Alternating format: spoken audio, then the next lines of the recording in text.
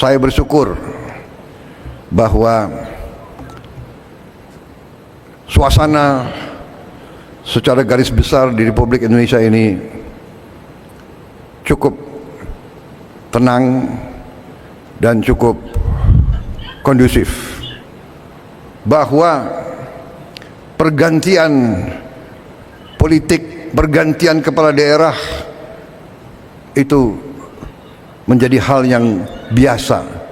Yang menang biasa-biasa saja, jangan euforia. Yang kalah biasa-biasa saja. Yang penting kalau menang bekerja untuk seluruhnya, kalau kalah mendukung yang menang untuk seluruhnya, untuk seluruh rakyat Indonesia. Selamat datang kembali sahabat Garuda. Kali ini kita akan membahas video yang sangat menarik, yaitu pidato Presiden Prabowo Subianto dalam rapat tahunan Bank Indonesia, di mana dalam sambutannya Prabowo menyampaikan terkait situasi pilkada yang secara umum aman dan damai. Namun Prabowo juga menyampaikan isu terkait Partai Coklat yang disinggung oleh PDIP digerakkan oleh kekuasaan dan cenderung digunakan untuk memenangkan salah satu paslon di pilkada tahun 2024. Terakhir, Prabowo menyampaikan bahwa Indonesia sangat dihargai di mata dunia dengan hadirnya dalam berbagai forum internasional, misalnya KTT G20 dan forum APEC. Seperti apa selengkapnya pidato dari Presiden Prabowo? Mari kita saksikan bersama-sama berikut ini. Saya sangat senang, sangat gembira dengan tema yang diangkat, yaitu sinergi, ya.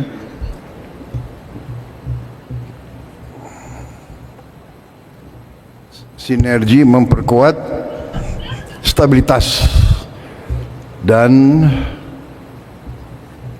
transformasi nasional. Saya kira ini sangat tepat.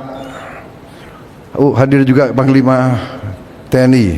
Minta maaf karena pakaian preman kelihatan kayak bankir.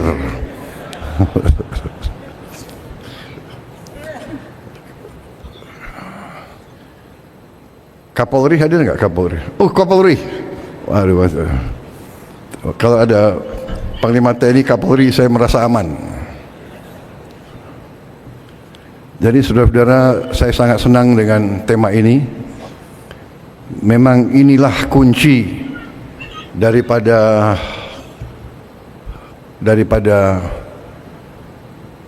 kebangkitan suatu bangsa, ya, sinergi, kolaborasi, kerjasama, persatuan, kerukunan. Ini adalah rumus keberhasilan suatu bangsa. Ini adalah hasil dari sejarah. Hanya negara yang elitnya bisa rukun dan bersatu, yang elitnya bisa kerjasama, negara itu akan bangkit.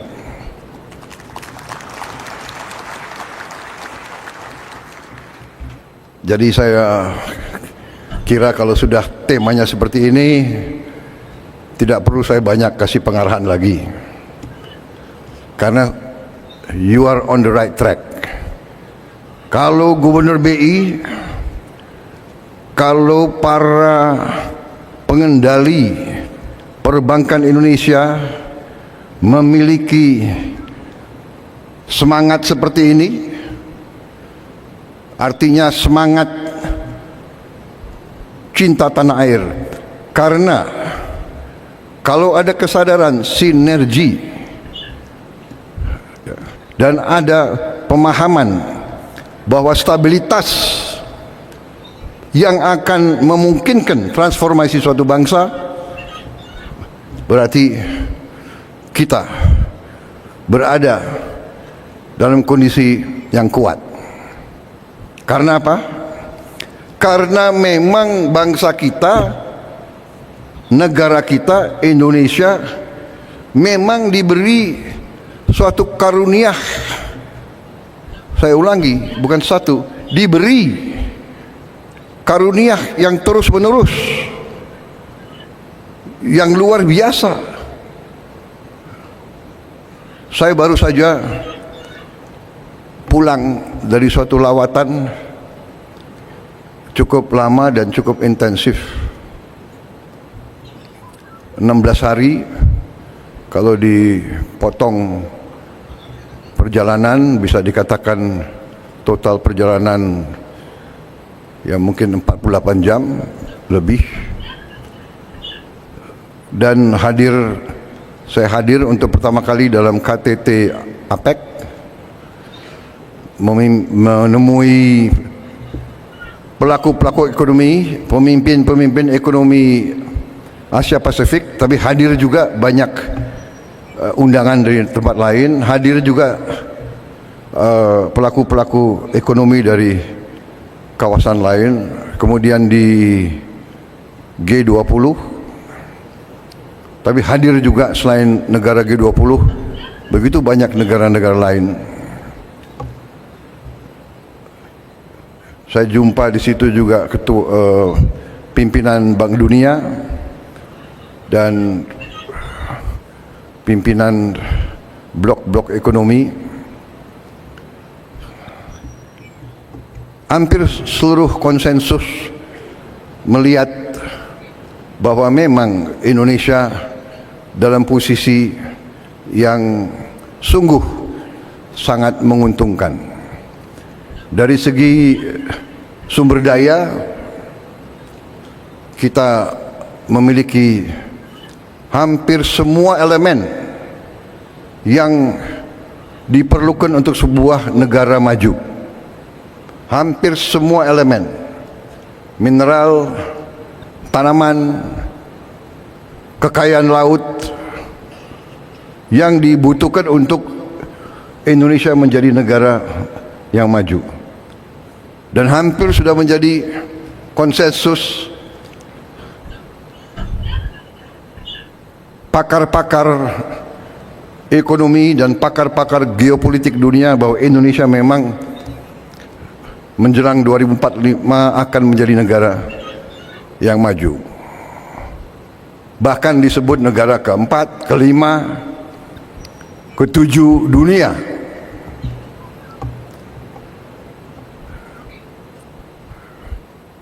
Kita faham kekayaan kita. Kita faham. Kita mengerti. Tapi banyak di antara kita yang sesungguhnya tidak menyadari apa efek, apa impact daripada kepemilikan kita terhadap sumber-sumber daya tersebut. Sumber daya dan mineral-mineral kritis yang dikatakan critical minerals yang dibutuhkan untuk negara industri teknologi tinggi. Karena itu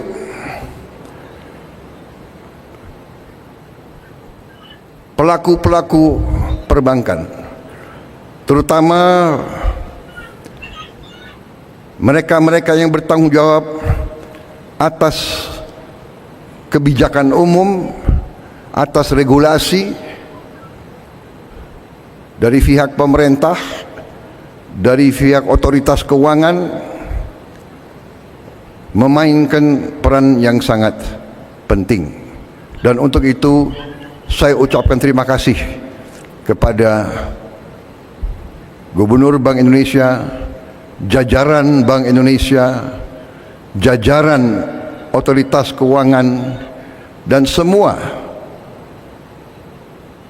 pengambil keputusan, semua yang bertanggung jawab atas perumusan dan pengendalian ekonomi Indonesia, termasuk menteri-menteri dan menko-menko saya, termasuk tokoh-tokoh pemerintahan, tidak hanya masa sekarang tapi masa-masa yang lewat. Kita berada di posisi ini karena keberhasilan pendahulu-pendahulu kita. Saudara-saudara sekalian, setiap saya keliling Indonesia disegani. Jadi saya memang menikmati mungkin usaha kerja keras pemerintah-pemerintah yang sebelumnya. Karena saya hadir di KTT tersebut kurang 1 bulan berkuasa, kurang 1 bulan menjabat, saya sudah dihormati. Bukan Prabowo yang dihormati, Indonesia yang dihormati. Dan dalam forum ekonomi tersebut, kenapa Indonesia dihormati? Indonesia dihormati karena ekonomi Indonesia dianggap berhasil dengan sangat cemerlang.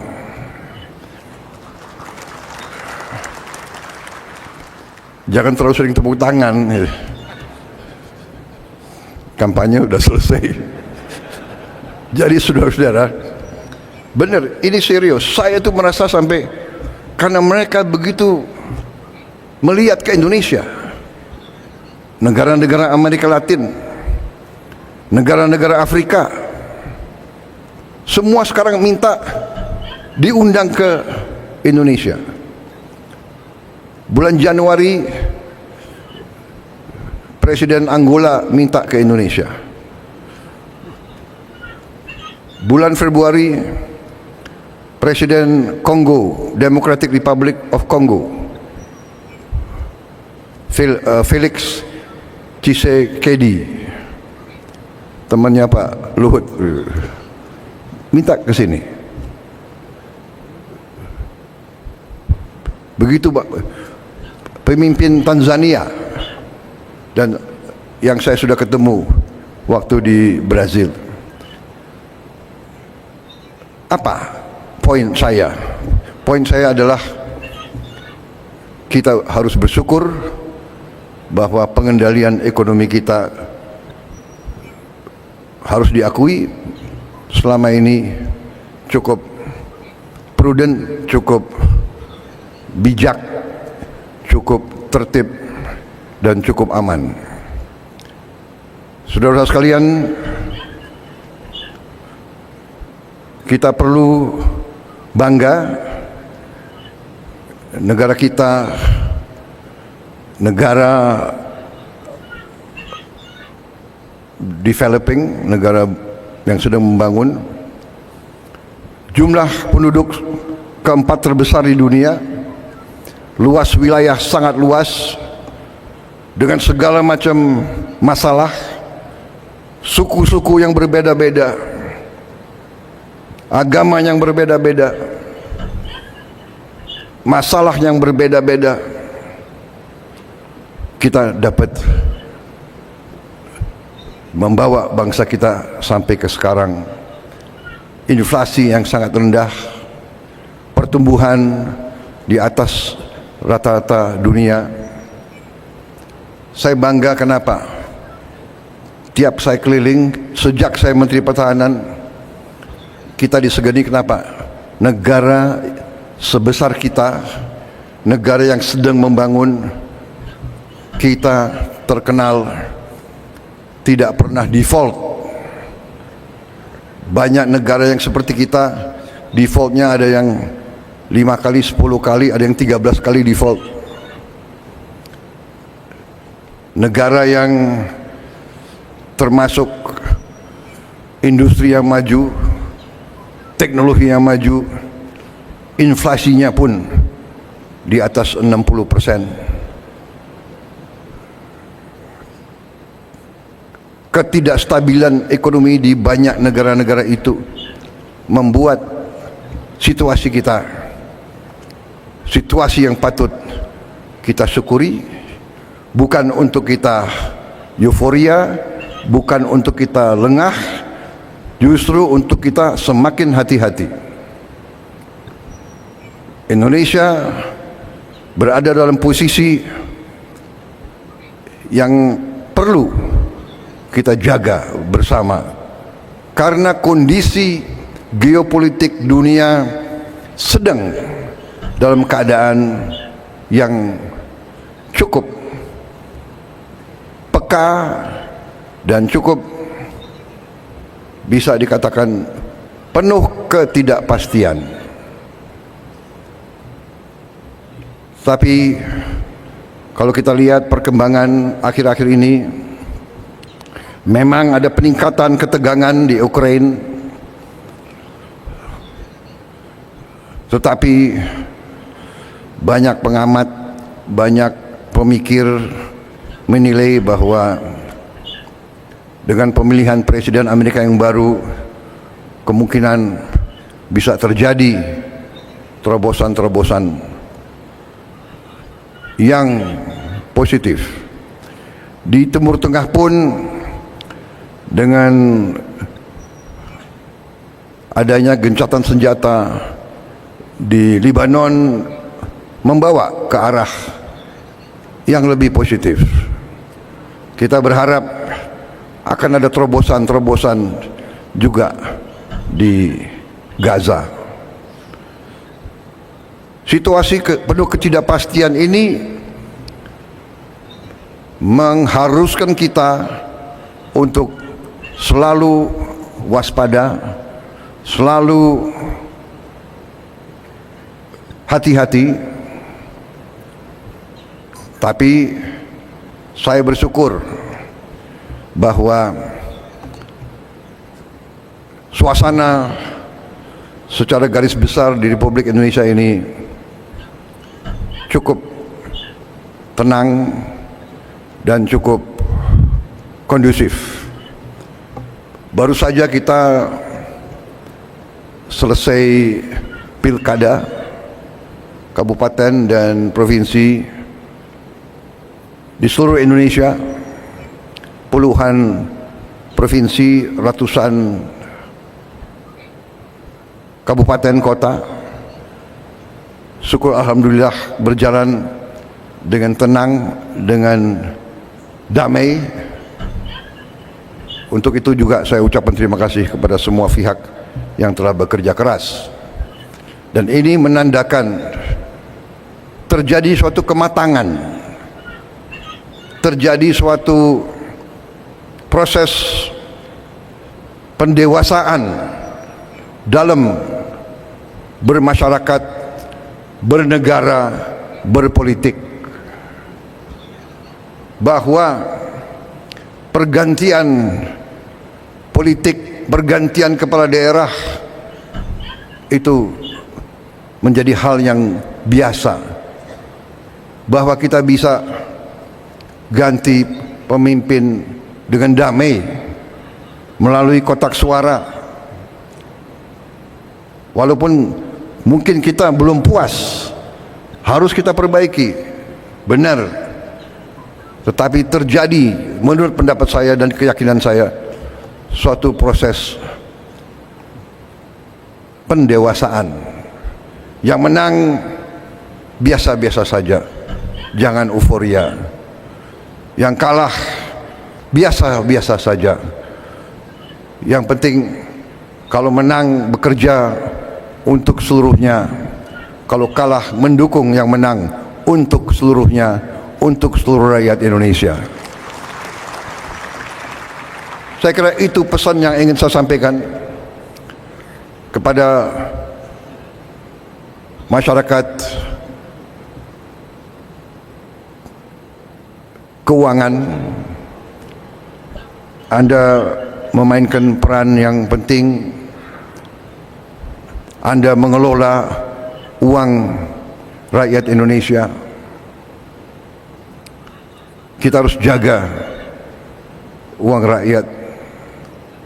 Kita harus bijak. Kita harus bertanggung jawab,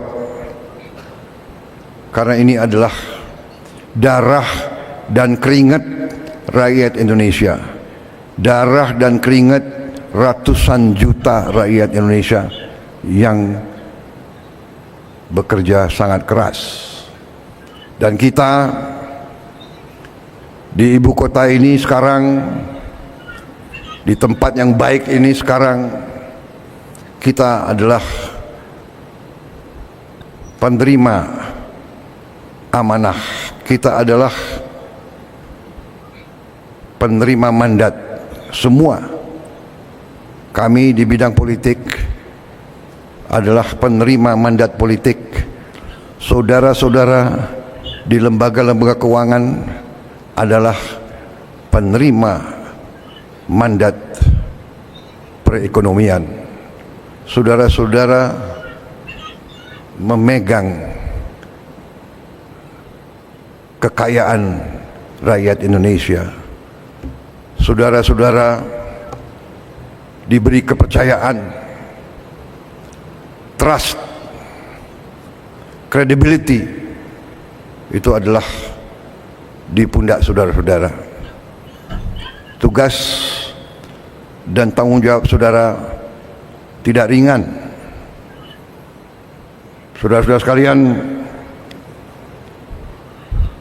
keuangan adalah bagian yang sangat vital daripada kedaulatan dan kemerdekaan suatu bangsa.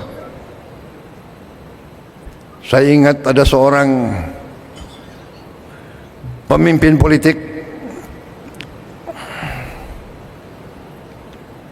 yang pernah mengatakan, kalau Anda mau menghancurkan suatu negara, hancurkanlah pertama mata uangnya.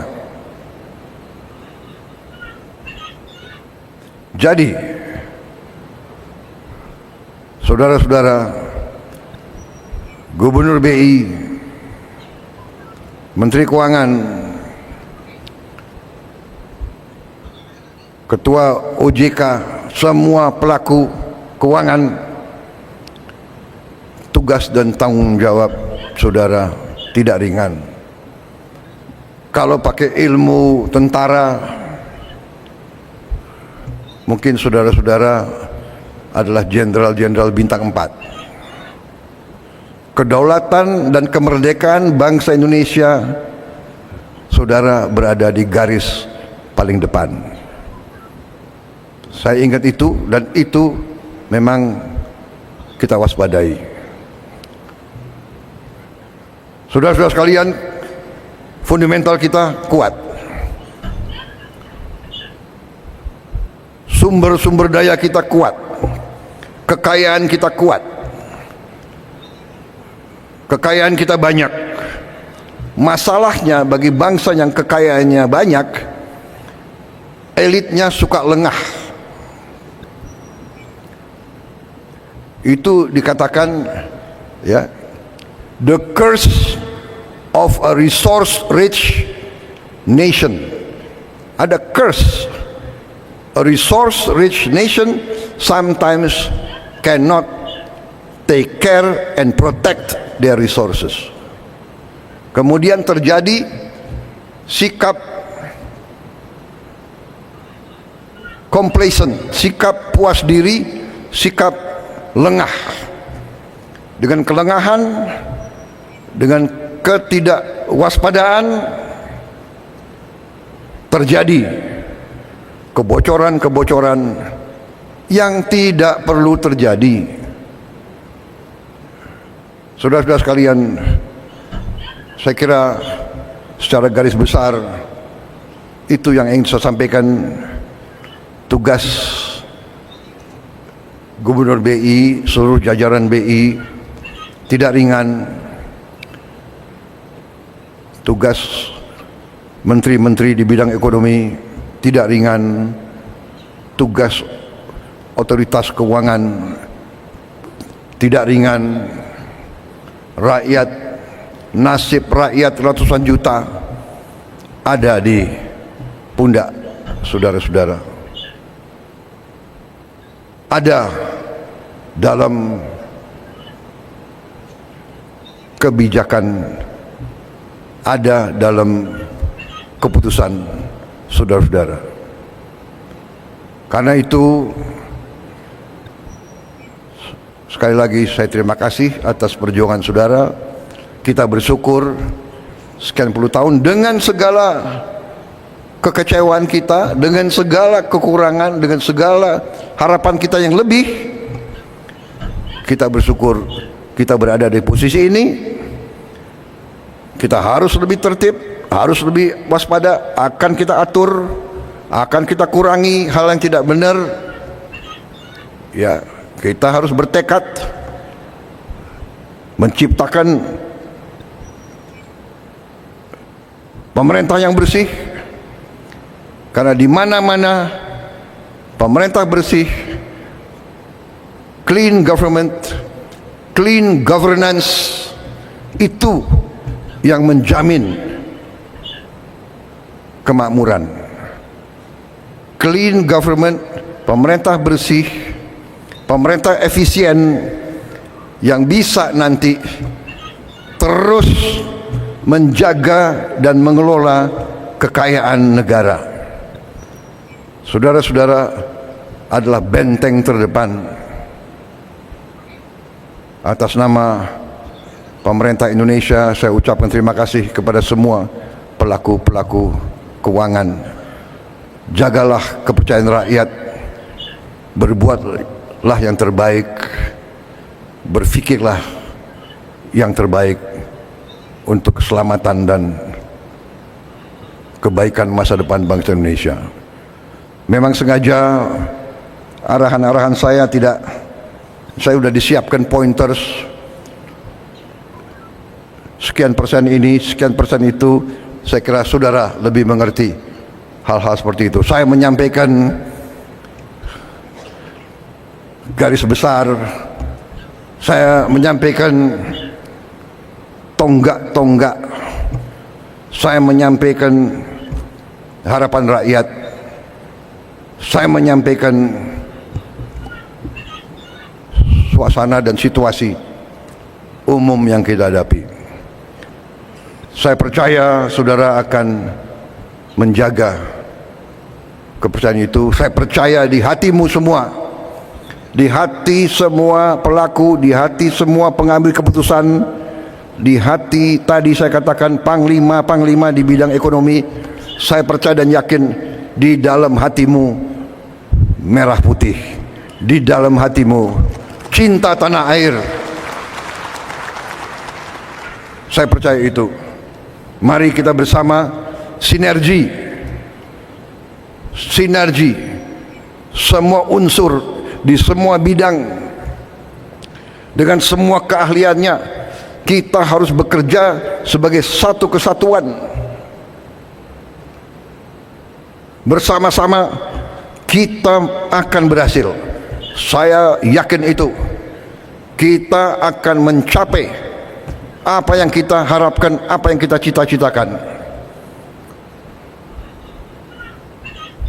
We can do it and we will do it. Dan saya percaya saudara-saudara, saya merasakan sekarang 1 bulan saya memimpin kabinet saya sekarang bekerja sebagai satu tim yang sangat luar biasa, sangat baik. 1 bulan, saya nggak tahu bulan-bulan yang akan datang. Tapi saya merasakan kompak. Saya merasakan ini kayak tim sepak bola. Semua bekerja. Sampai dikatakan bahwa dalam kabinet kita sekarang tidak ada hari merah. Kita bekerja setiap saat yang dibutuhkan. Saya kira itu dari saya. Selamat berjuang bangsa dan rakyat Indonesia. Percaya sama kalian, berbuatlah terbaik. Selamat berjuang. Selesai. Merdeka. Terima kasih. Wassalamualaikum warahmatullahi wabarakatuh. Shalom. Om Santi Santi Santi Om. Nama budaya. Selesai dan terima kasih.